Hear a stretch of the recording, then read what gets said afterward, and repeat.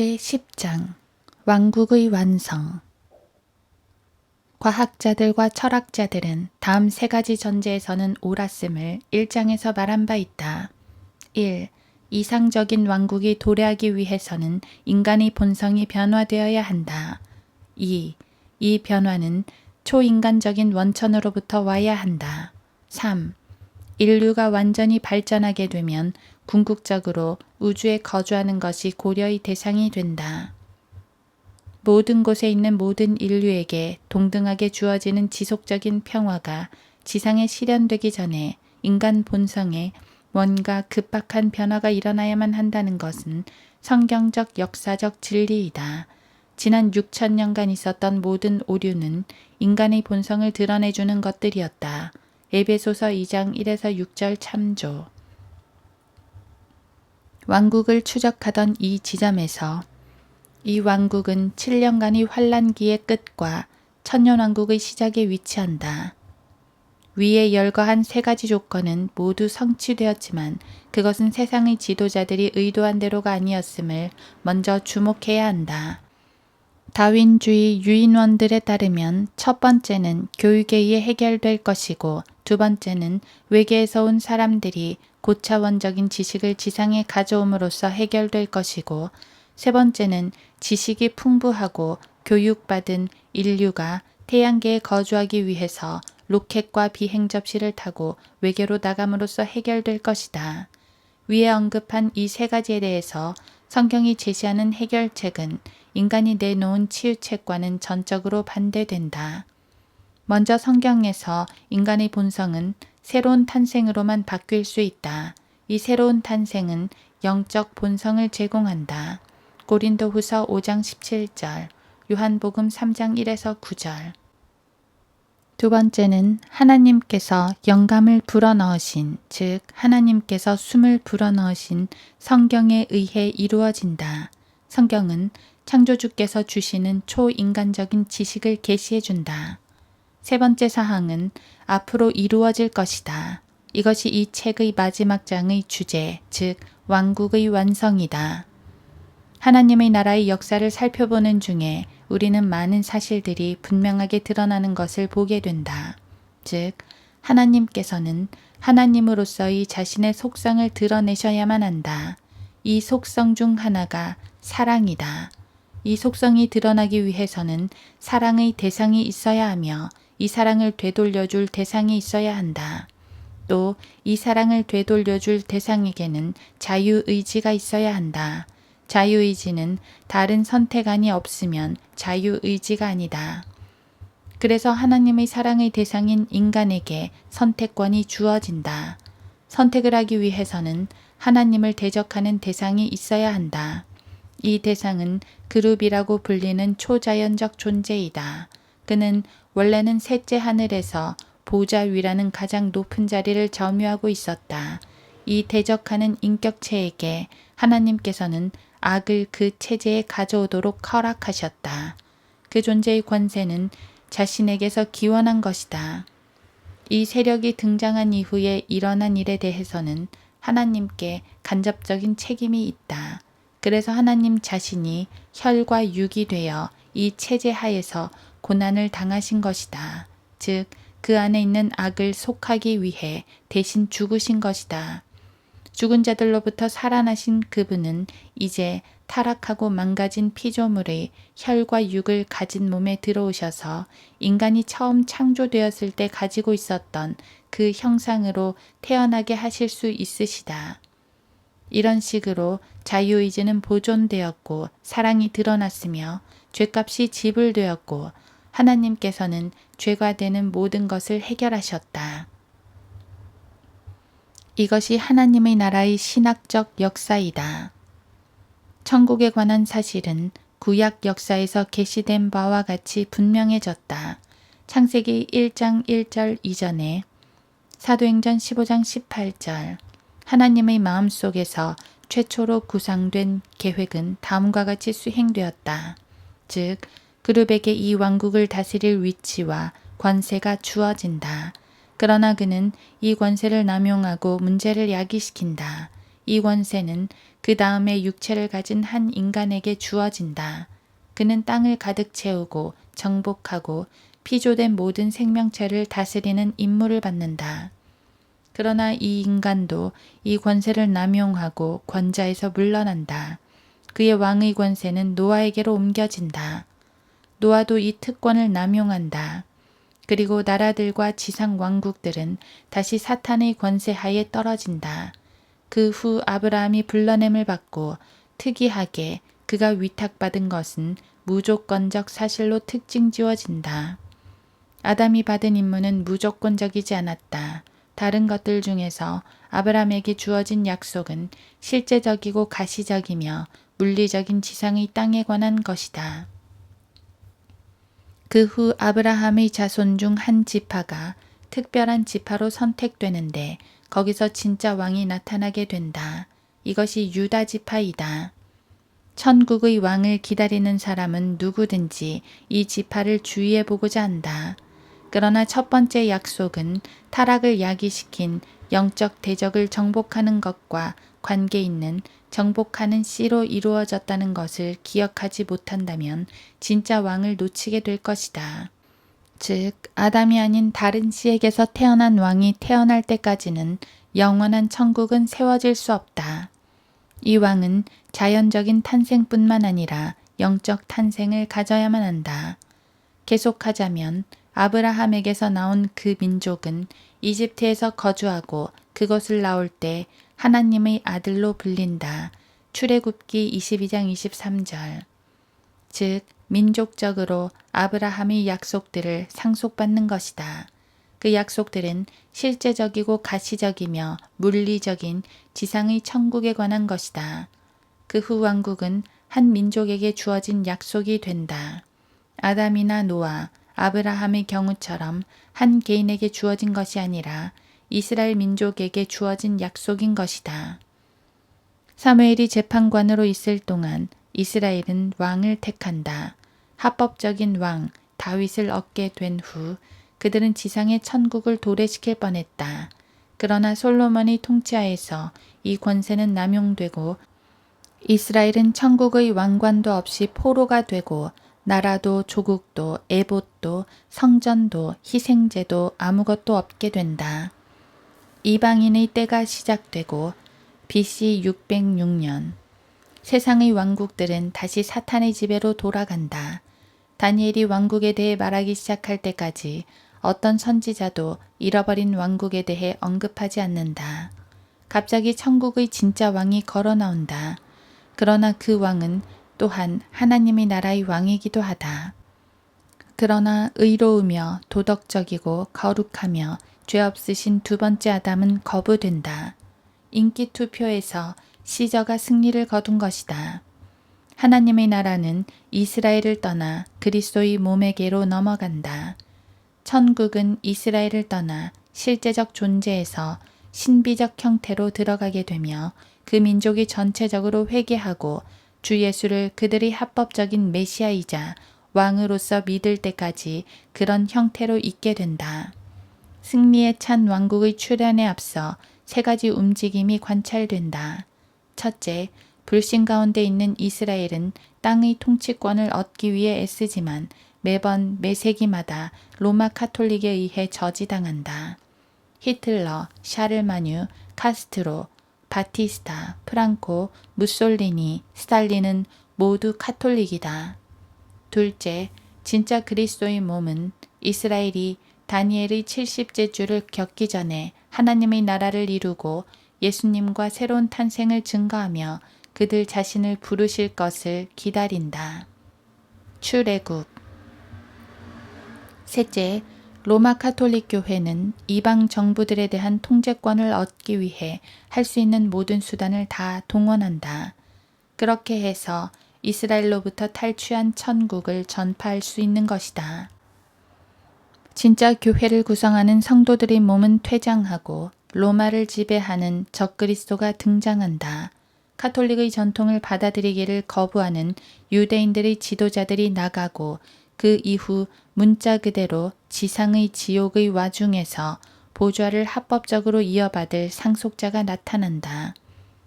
그분은 만왕의 왕이며 만주의 주이신 예수 그리스도 폐하시오 땅의 왕들의 통치자이시다.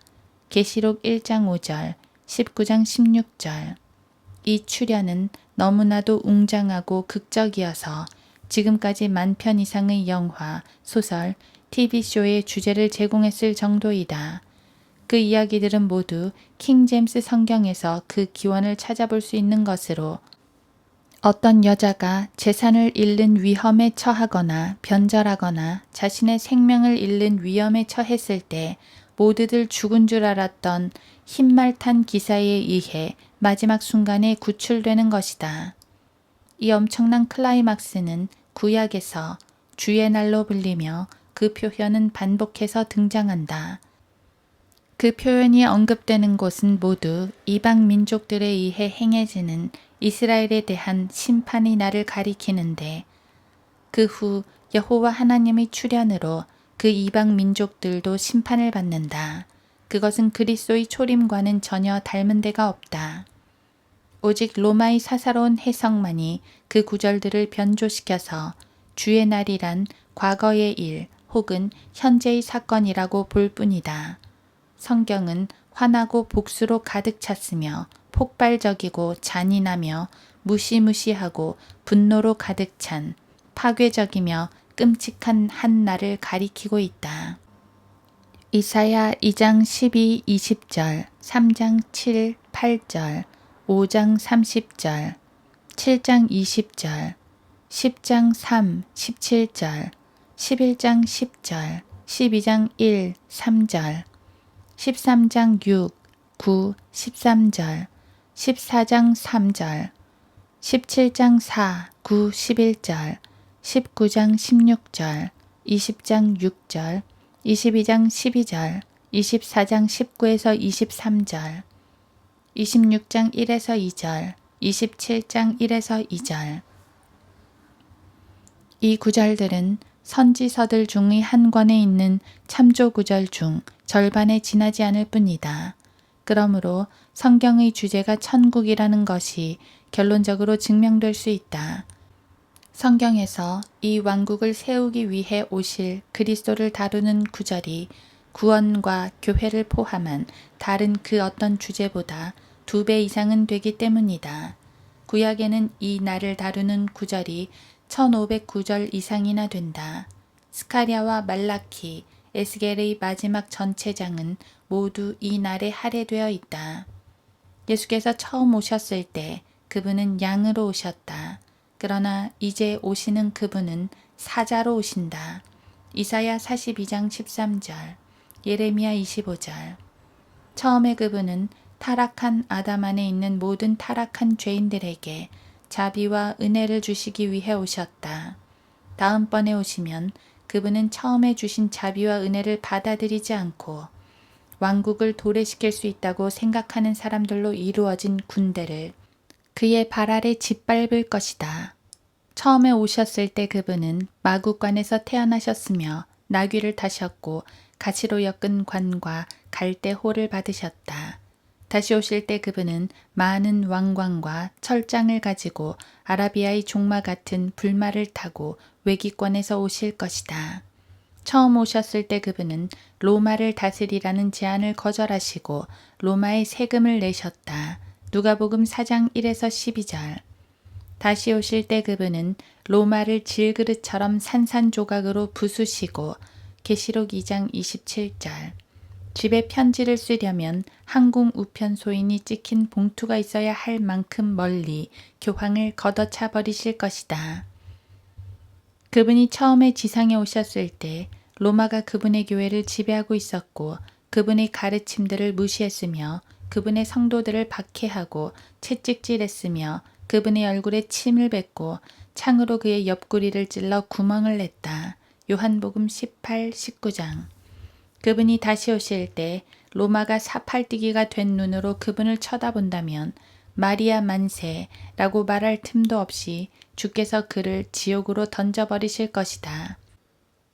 7년이 끝날 때 나타나실 그분은 사람들에게 서로 함께 사는 법을 가르치는 다정다감하고 온순하며 부드러운 예수가 아니시다.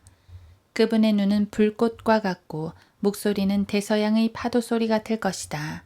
제단에서 사람들이 씹어서 소화시킬 수 있는 그런 과자 구세주가 아니다. 사람들이 목에 십자가로 걸고 다닐 수 있는 그런 구세주가 아니다. 그분은 알파와 오메가이시며 시작과 끝이며 그를 위해 모든 것이 창조되었다. 골로새서 1장 15에서 18절, 요한계시록 1장. 사람들은 그분에 대한 로마 가톨릭 교리를 끌어들인 나머지 지옥까지 통하는 구멍을 파놓는다. 그 구멍은 너무나 커서 마귀가 그것을 헝겊을 대고 기우려면 6주가 걸릴 지경이다. 보라, 왕국이 임한다.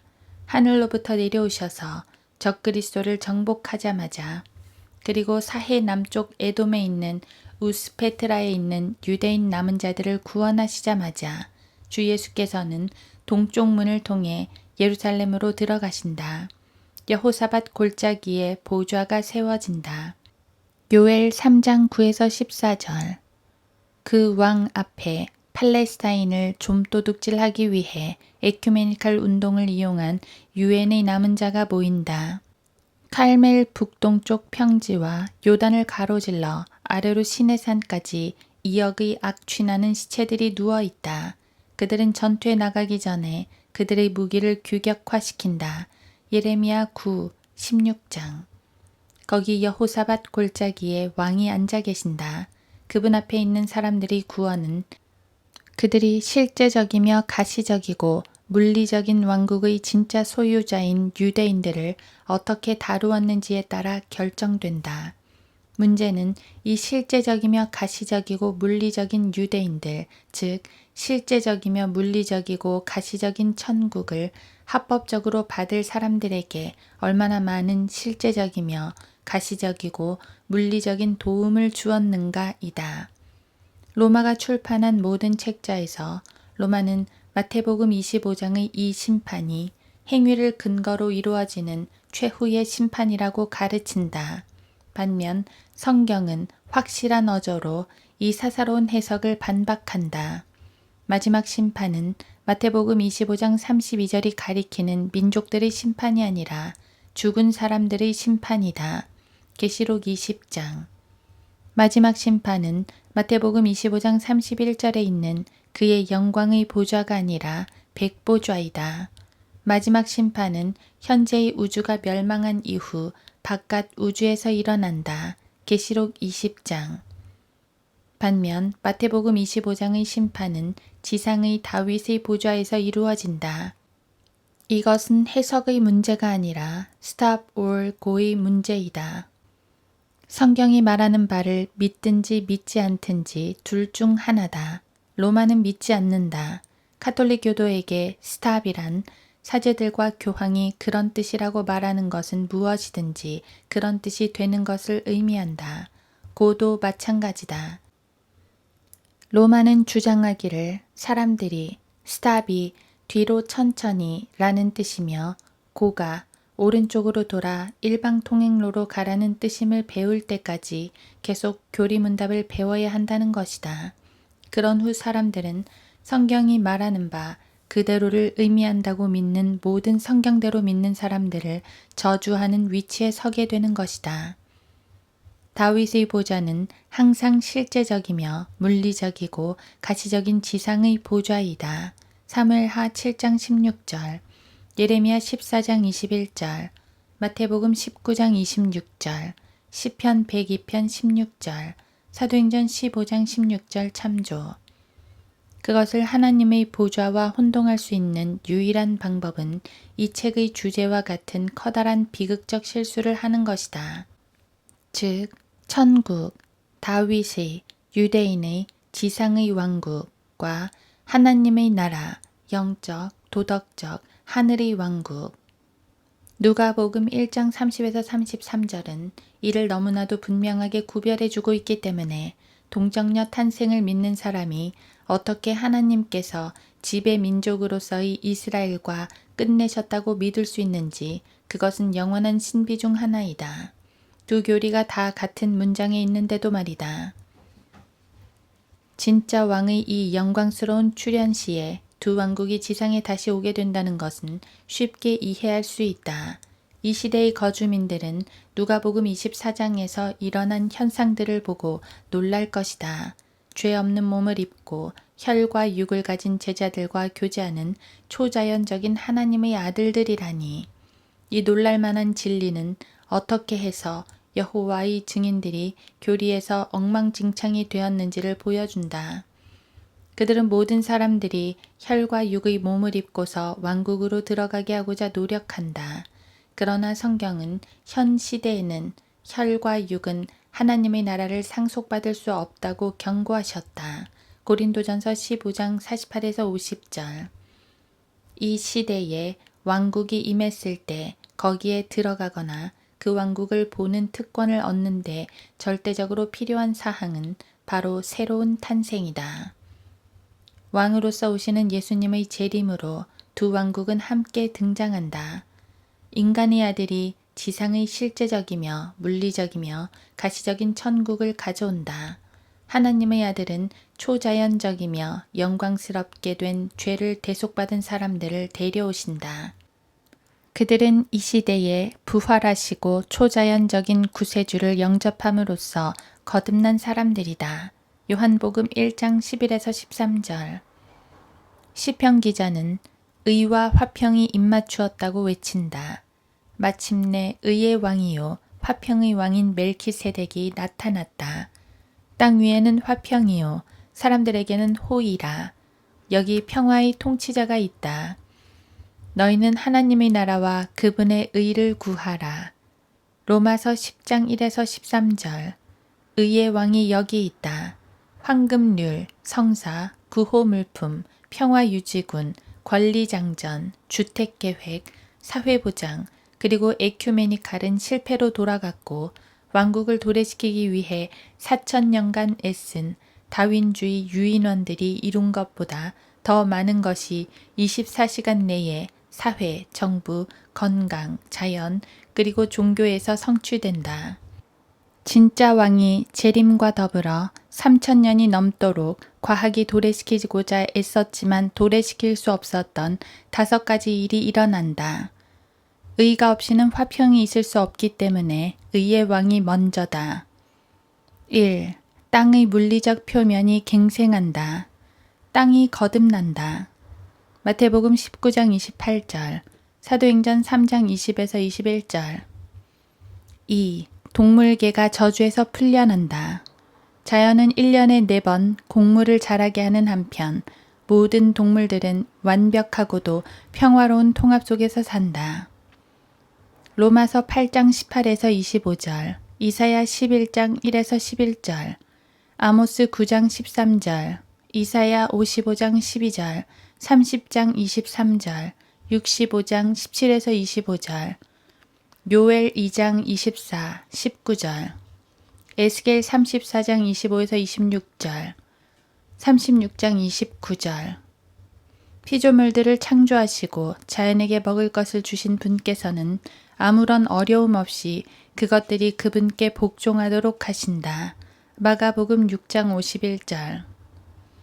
3. 이방 세계의 권세가 제거되고 미국, 유럽, 아시아, 아프리카의 육군과 해군이 제거된다.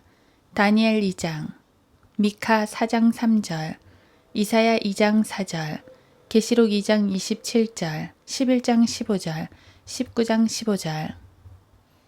4. 이 시대에 고난받았으며 진영 밖으로 나가서 그의 수치를 짊어졌던 그리스도인들은 상속자들로서 그들의 유업에 들어오게 된다. 디모데후서 2장 12절, 로마서 8장 17절. 그들은 영적이며 도덕적인 의의 왕국을 유업으로 받는다. 고린도전서 6장 9절, 갈라디아서 5장 21절, 에베소서 5장 5절, 골로새서 3장 24절. 5. 솔로몬 시대 때처럼 이스라엘은 민족들의 머리와 우두머리가 되며 세상의 수도는 죄 없는 구세주께서 왕으로 앉아 계신 거룩하고 의로운 예루살렘이 된다. 요한계시록 20장 1에서 6절, 마태복음 19장 28절, 이사야 2장 1에서 5절, 63에서 67장, 요엘 2장, 호세아 2장 14에서 23장, 14장. 유대인은 마태복음 6장 10절의 기도에 대한 응답으로 천국을 유업으로 받는다. 교회 역사 2000년 동안 정상회담들, 국제연맹, 5개년 계획, 심장병 기금, 구세군, YMCA, 카톨릭 복지사업, 의료보험제도, 원자에너지, 긍정적 사고, 징병, 정전협정, 법원이 얻을 수 없었던 것을 주 예수 그리스도께서는 지상에 착륙하시는 즉시 이루신다. 동시에 이 세상의 모든 영광은 세상의 영웅들과 함께 사라진다.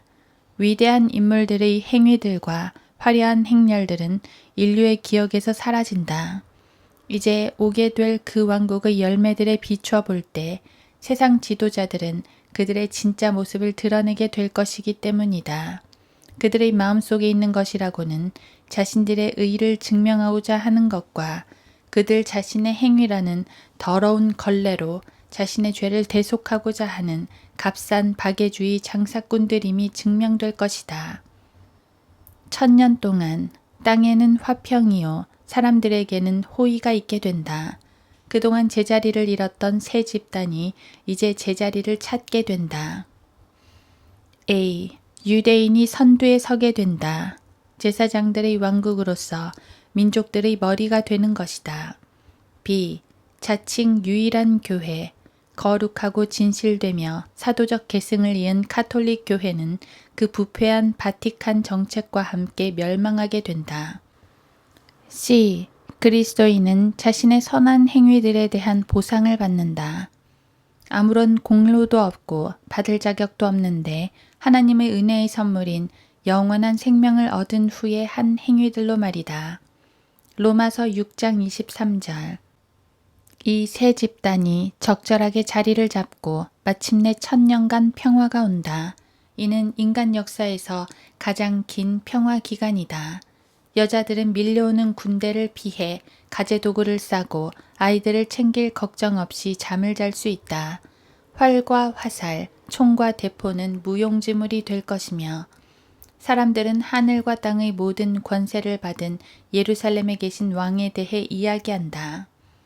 얼마 동안 에덴이 복구된 것처럼 보인다. 20세기 천문학자들의 예견과는 반대로 1966년에 그랬던 것처럼 해는 7배나 밝게 빛난다. 달도 7배나 밝게 빛난다. 가장 작은 나무의 높이가 100피트나 된다. 가시 없는 장미가 꽃을 피우고 뒷마당에 뿌린 씨는 1년도 채 안 되어 먹을 수 있는 열매를 맺고 채소들은 연중발아하여 자라서 3달마다 수확을 한다. 어린아이들은 앞들에서 사자새끼나 곰새끼들과 논다. 때때로 호랑이가 다소 거칠어지면 시내를 산책하는 데 적합하게 하기 위해 가죽끈으로 묶는다. 이것이 플라톤과 아리스토텔레스가 꿈꾸던 황금시대의 도래가 아닌가. 그렇다. 그때는 모든 것이 다 잘 될 것이다. 그러나 그렇지 않다. 동물들은 아주 문제없다. 동물들에 대해 걱정할 필요는 없다. 그들은 하나님께서 말씀하신 대로 할 것이다. 이사야 1장 3절. 땅도 아무 문제 없다. 땅도 하나님께서 말씀하신 그대로 할 것이다. 시편 148편. 사탄은 도넛처럼 생긴 땅의 중심부에 있는 구덩이에 묶여 있다. 계시록 20장 1에서 3절. 그곳은 전체가 면으로 둘러싸여 있고 끝도 없다. 인간만을 제외하고는 모든 것이 좋다. 예레미야 17장 9절. 성경학도가 왕국의 찬란함과 웅장함에 도취될 때 잊지 말아야 할 것이 있다. 그것은 지구상에 영광스러운 몸을 입고 초자연적 상태가 된 하나님의 나라의 상속자들이 왕국의 왕관들을 잃어버렸던 첫 번째 사람의 타락한 형상으로 태어난 혈과 육으로 된 존재들인 아담의 아들들과 공존한다는 사실이다. 따라서 문제는 여전히 발생할 것이다. 이 소요는 지하 활동으로 시작했다가 하나님의 나라와 천국을 전복시키고자 하는 최종적인 시도로 끝이 나게 된다. 이것이 모두 천년왕국에서 살게 되는 세 부류의 중생하지 않은 사람들의 마음속에 자리 잡고 있는 문제이다. 1. 예루살렘을 대항해 전쟁을 하기 위해 일어나지 않았던 나라들의 남은 자들. 스가랴 14장 16절, 다니엘 11장 49절, 이사야 2장 3, 4절. 2. 세계 곳곳에서 짐승의 표를 받지 않고 대환란에서 살아남은 자들. 계시록 14장 10, 11절. 3. 7년 동안 유대인에게 관용과 친절을 베푼 덕택에 왕국을 상속받기 위해 왕국으로 들어간 사람들의 자손. 마태복음 25장 34절. 이 세 그룹의 사람들의 기질 속에는 취약함이 있다. 그것은 루시퍼를 전복시켰던 것과 같은 반역이라는 암으로 발전할 수 있는 것이다. 다음 구절들에서 천년왕국 동안 지하에서 무슨 일이 진행되는가에 대한 성경적 주석을 주의해 보라. 그리고 천년왕국은 민주주의가 아니라 군사 독재임을 기억하라. 시편 66편 7절, 110편 2절, 이사야 26장 10, 11절. 그리스도의 모형인 솔로몬은 그의 통치 말기에 이런 지하 조직의 적들을 가지고 있었다. 열왕기상 11장 14에서 26절. 그것은 예수 그리스도께서 다스리실 천년 왕국에서 있을 지하 조직의 적들과 정확히 일치한다. 하나님의 허락하신 뜻이라는 관점에서 보자면 하나님께서는 사탄에게 그의 주장을 증명하도록 허락하신 것에 대한 도덕적 책임을 지고 계신다. 사탄의 주장은 사람들은 모든 것을 그의 책임으로 돌리지만 그는 창세기 3장 이후로 엉망이 된 상황의 반만 책임이 있다는 것이다. 즉, 인간에게 책임이 있다는 것이다. 그래서 인간은 천년왕국에서도 여전히 테스트 기간 중에 있는 것이다. 성경을 처음부터 끝까지 읽어본 사람은 이 테스트 기간의 결과를 예견할 수 있다. 그 결과란 바로 실패다.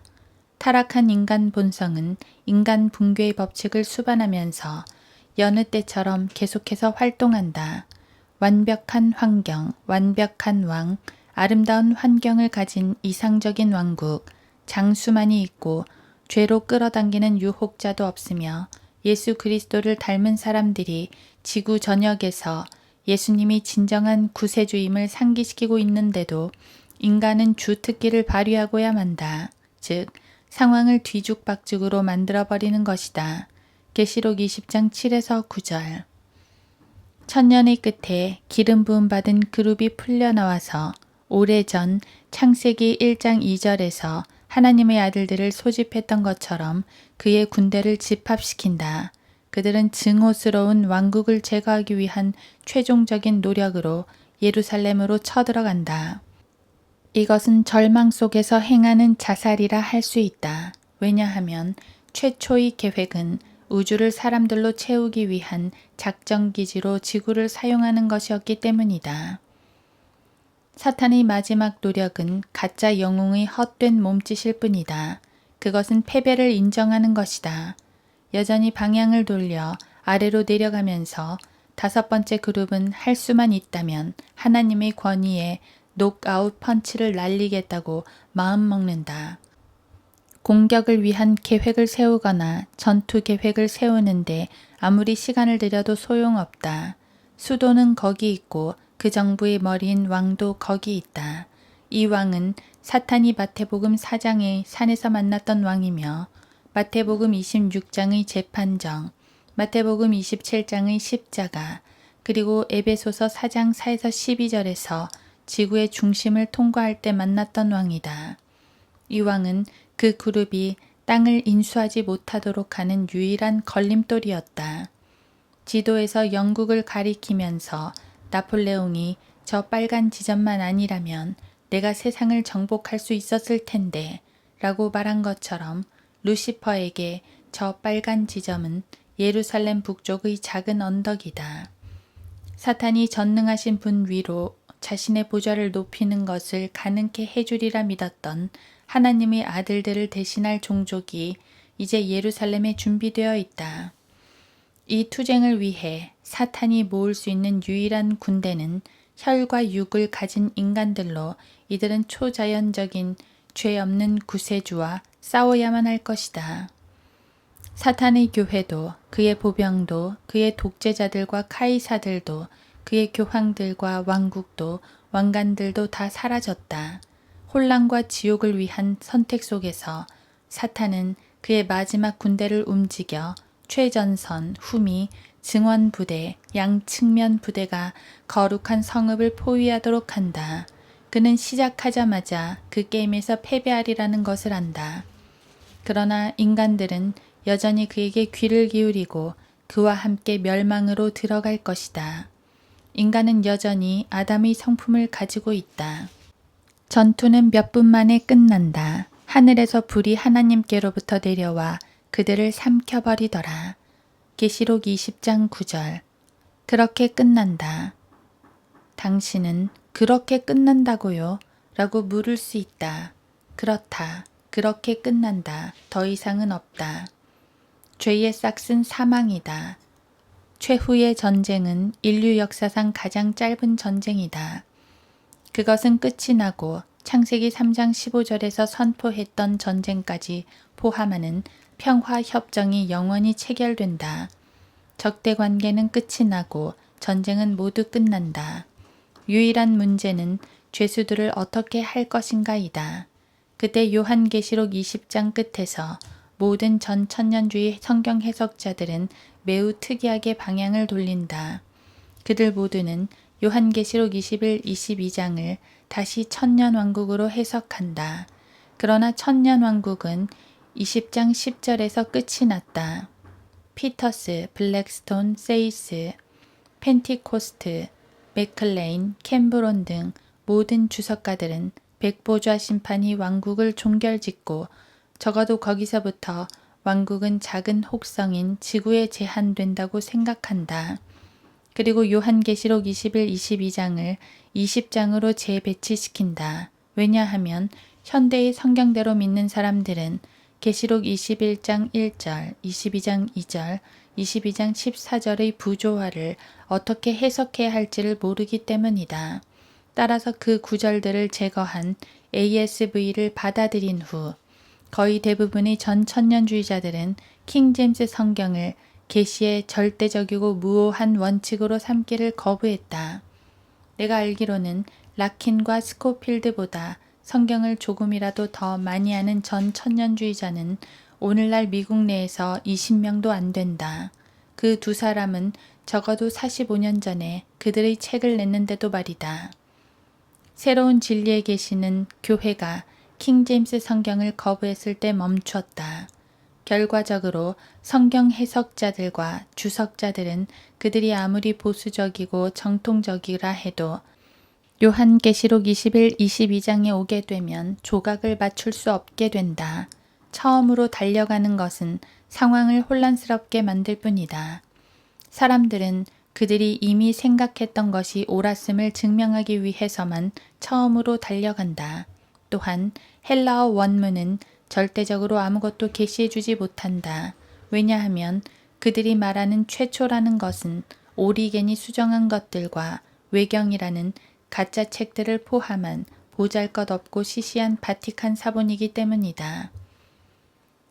표준 원문이 거부되는 곳에서는 계시도 멈춘다.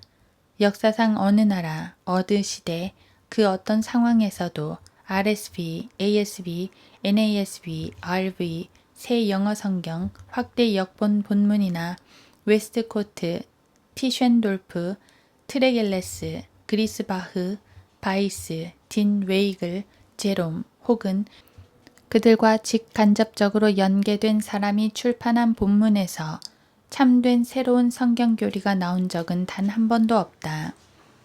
왕국의 역사를 추적하기 위해서 우리는 킹제임스 성경으로 돌아가 그 풍요함을 찾을 것이다. 1.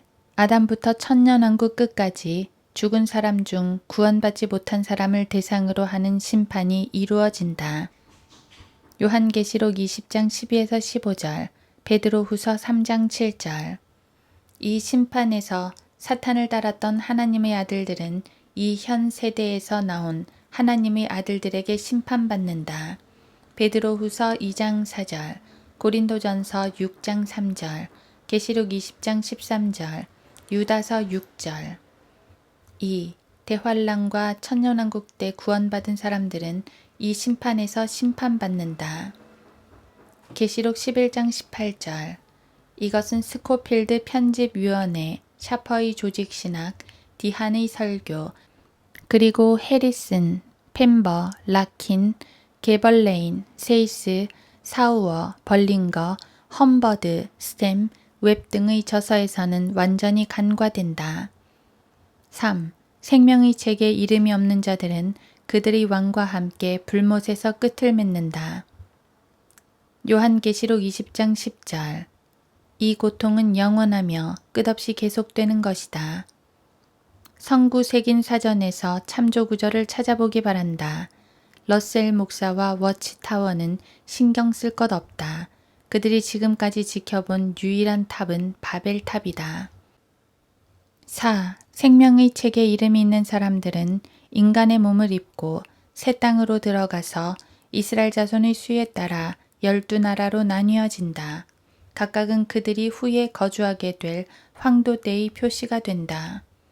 새 하늘과 새 땅과 새 예루살렘이 나타날 때 요한계시록 21장 1, 2절 이 세 그룹, 즉 유대인과 교회와 이방인은 모두 성경에 따라 그들 각자에게 맞는 위치에 있게 된다. 첫째가 유대인이다. 요한복음 4장 22절. 유대인은 실제 그대로의 물리적이고 눈에 보이는 지상의 상속지에 거주하기 위해 불러냄을 받은 민족으로 이제 그것을 얻는다. 아브라함에게 약속된 땅의 구역을 영원히 갖게 된다. 이사야 66장에 보면 유대인과 그 씨는 새 땅에서 영원 가운데서도 이 땅에 여전히 있는 것을 알 수 있다. 이사야 66장 22절, 65장 17절. 그의 목과 유업은 하나님께서 약속하신 대로 천국의 머리이다.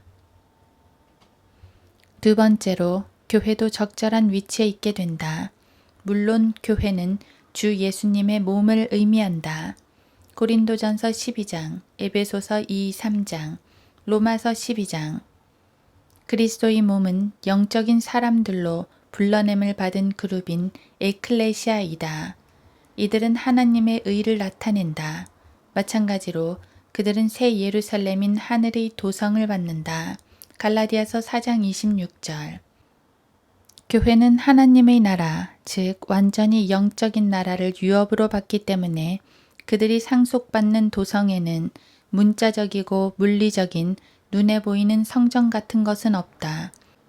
더군다나 이 도성에는 실제적이고 물리적인 눈에 보이는 해나 달, 하늘들이 필요 없다. 왜냐하면 그들이 받은 것은 천국이 아니라 하나님의 나라이기 때문이다. 이제 이 진리를 충분히 이해하겠는가? 세 번째로 이방인은 영원 속에서 지상에서 12나라로 존재하고 각 민족을 다스리는 왕이 있으며 매달 12대문을 통과해서 새 예루살렘으로 여행을 한다. 각 대문은 각각의 민족을 위한 것이다. 계시록 21장 24, 26절. 이 이방인들은 마침내 신라권을 다시 얻는다. 아담에게서 혈과 육을 받은 죄 없는 인간이 재생산하고 번성하여 땅을 다시 채우라는 명령을 받게 되고 지구를 다 채우면 무한한 우주의 구석까지 가게 된다. 이사야 9장 6에서 7절. 잠깐, 아담에게서 나온 혈과 육이라고 했는가?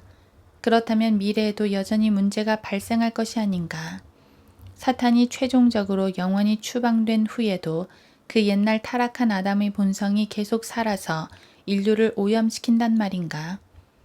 그렇지 않다.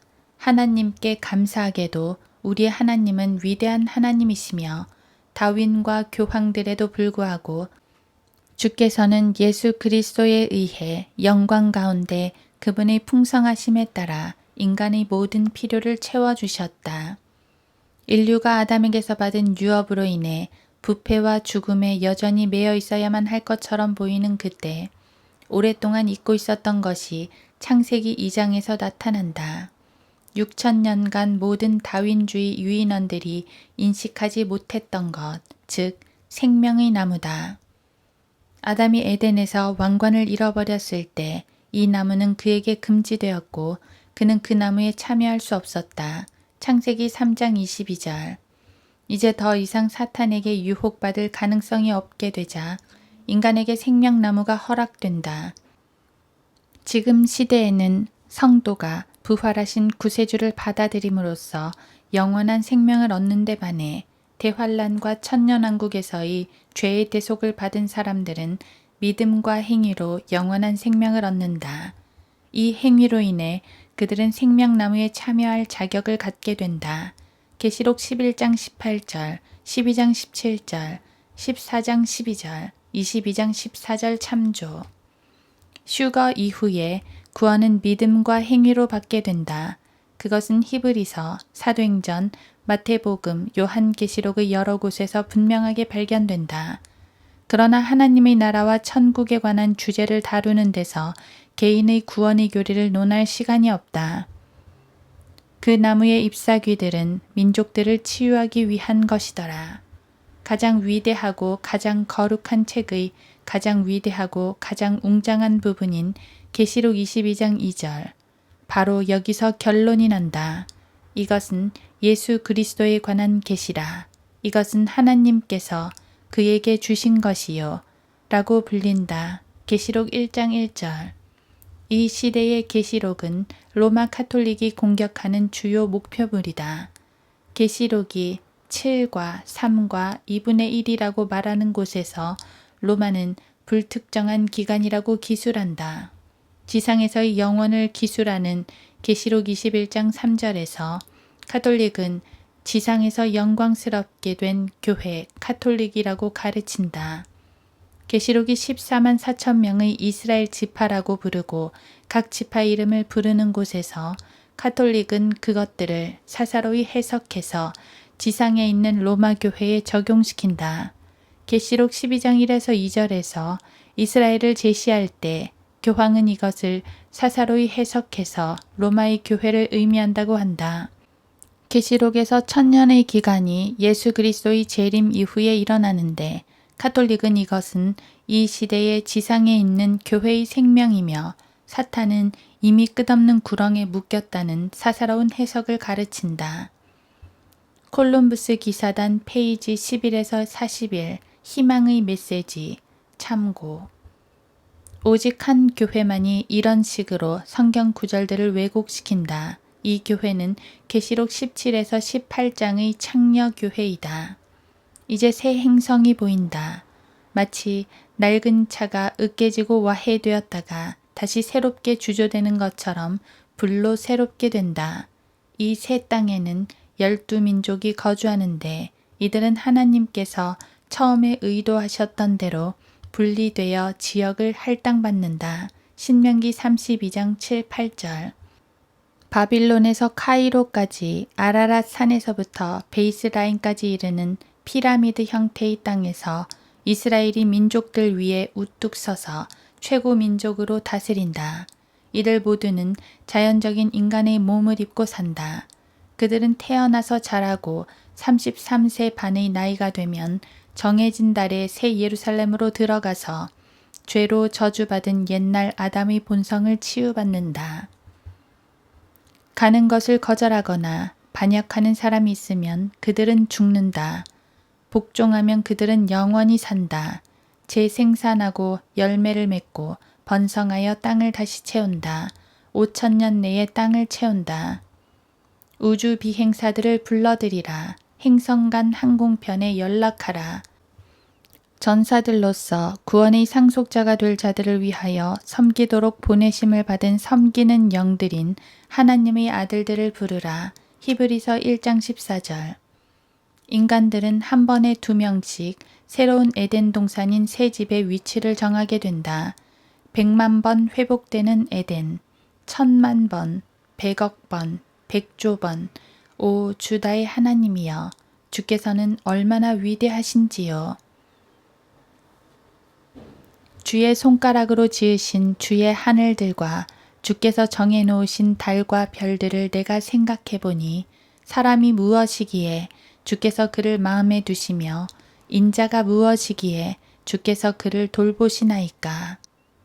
주께서 그를 천사들보다 조금 낮게 지으셨으며 영화와 존귀로 그에게 관을 씌우셨나이다. 시편 8편 3에서 5절. 하나님은 신실하셨다. 하나님은 진실하셨다. 하나님께서는 시작하신 것을 끝마치실 것이다. 6, 7천년간의 종교적 어리석음은 단 한순간도 하나님의 달력을 저지시키지 못한다. 하나님께서는 창세기 1장 1절에서 뭔가 시작하신다. 그리고 다윈, 프로이드, 본 브라움, 교황 바오로, FBI, 케네디가, 메리 베이커 에디, 러셀 목사, 캠벨, 마틴 루터 킹, 에큐메니컬 공회에도 불구하고 하나님께서는 그 일을 완성하실 것이다. 그 일이 수행되는 동안 인간이 아무리 상황을 바꾸려 한다 해도 상황은 조금도 변하지 않는다. 누군가가 자신의 교회나 종교를 정당화시키기 위해서 성경의 어떤 부분에 대해 어떤 식으로 해석한다 해도 전혀 그 계획을 바꾸지는 못한다. 성경을 쓰신 성령께서는 그런 것에 전혀 신경 쓰지 않으신다. 영원하고도 변하지 않는 하나님께서 선언하시고 미리 정해진 그 계획은 지뢰밭, 가시철조망, 탄약통, 자동무기, 게릴라 작전, 육박전, 개인용 참호, 탱크 포탑, 포병 탄막, 진퇴 유곡의 방어선을 뚫고 계속 진행되다가 결국 성취될 것이다. 인간을 대적하는 성경의 증거와 그 해결책을 받아들이지 않는 한 성경은 그런 인간에 대해서는 전혀 고려치 않는다. 이것이 인간들이 성경의 길을 제외하고는 그 어떤 길이라도 가려고 하는 이유이다. 성경이 사람들을 대적하기 때문에 사람들은 성경을 대적한다. 그러나 결국은 그분이 승리하실 것이다. 그분의 통치권은 영원한 통치권이요. 그분의 왕국은 대대에 이르리로다. 그분께서는 하늘의 군대에 있어서나 땅의 거민 가운데서나 자신의 뜻에 따라 행하시나니 그분이 손을 치거나 그분께 말하기를 당신은 무엇을 하는가 할 자가 아무도 없느니라. 다니엘 4장 34, 35절. 인간은 인간에 대한 인간의 비인간성을 극복하고자 애쓴다는 변명을 하면서 고통스럽게 영원히 전진해 간다. 그러나 그것은 자신의 창조주께서 인류와 인간성에 대해 하신 말씀을 영적으로 해석하려는 변명에 지나지 않는다. 그러면서 인간은 자신이 관련된 모든 중요한 문제에 관해 하나님의 말씀을 논하지 않기로 동료 인간과 상호 협정을 맺고 있다. 그 결과 모든 일에 실패한다. 인간이 지금까지 한 가장 큰 실패는 인간이 정말로 종교적이 되어서 무오한 안내자로 하나의 종교를 받아들였을 때이다. 그러나 로마 교회는 하나님의 말씀이 아니다. 인간은 성경의 도덕적 권위에 복종할 때까지는 계속해서 도덕적 실패와 정부의 실패를 겪게 될 것이다. 이것은 6천년간 단 한 번도 어긋나지 않은 역사적 예언이다. 우리는 이 두 종류의 속임수, 즉 과학과 종교를 찾아냈다. 우리는 종의 기원, 종의 재생산, 종의 생존, 종의 붕괴, 종의 장사를 연구했다.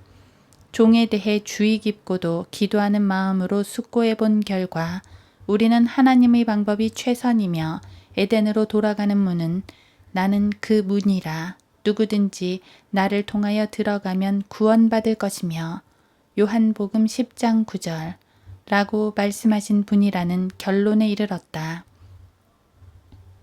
우리에게 그 어떤 다른 문을 통과하라고 요구하지 말라. 이 유감스런 계획에 대해 운명의 신과 음모를 꾸밀 기회가 있다면 그리고 그 계획을 자신의 마음의 욕망과 꿈에 더욱 근접하도록 만들고자 한다면 주 예수 그리스도를 한번 찾아보는 것이 어떤가. 여러분들은 다른 많은 것들을 시도해봤고 우리 중 많은 사람들도 마찬가지다. 이 파산한 세상은 만족할 만한 어떤 소식도 전해주지 못한다는 것을 우리는 알았다.